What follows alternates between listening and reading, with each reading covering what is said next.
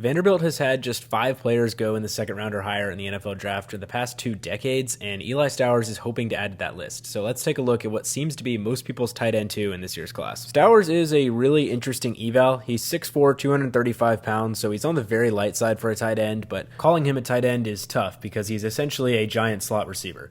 Let's get some notions out of the way real fast though. Yes, Stowers can block in limited sample size. He's not the greatest at it, which is why he's not asked to do it a lot, but that's what makes this eval hard, because he didn't get many actual opportunities in the games that I watched. It felt like just about every run was called away from him, which should tell you what you need to know. The stats do back it up. Stowers only had 128 run snaps, and if you compare that to Kenyon Sadiq, who had 278, that's kind of scary if I'm drafting him to be a tight end 1. When he does block, he's not terrible at it. I just don't think he has a lot of comfort with it, because Vanderbilt basically designed the offense to where he doesn't have to. He took most of his snaps from the slot or even out wide. Like in their big package, they have him play the X receiver role rather than even having a receiver on the field, which I kind of like it, but they're not having him play true tight end here. He's the receiver. Even in this Texas game, there are large spurts of it where he just didn't see the field. The first notable play I had for him was this, of him settling into a zone that was nearly 20 minutes into the game footage. Now, enough tearing him down though. I mean, let's talk about what he is good at, and that's being a guy who will catch just about anything and potentially turn it into a big gain. He has the catch radius to go and get just about any ball, and I mean it. He probably has the best hands of any tight end in the class, which I haven't finished all my evals yet, but I've gotten through most of the notable ones.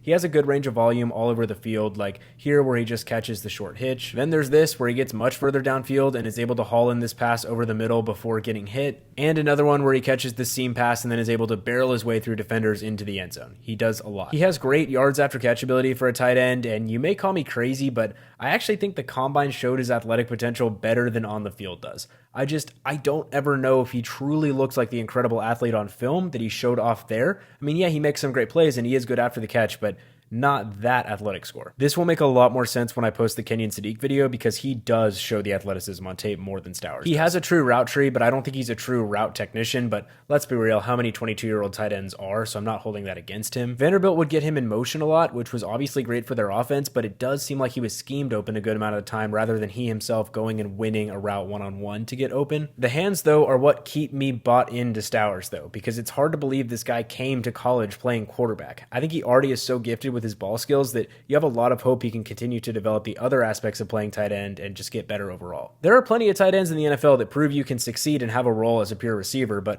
what excites me about Stowers is, like I said, his growth has really just begun because of the position switch. I'm not too sure about Stowers overall though. I definitely don't see eye to eye with those who have him in the first round or even a high second round talent.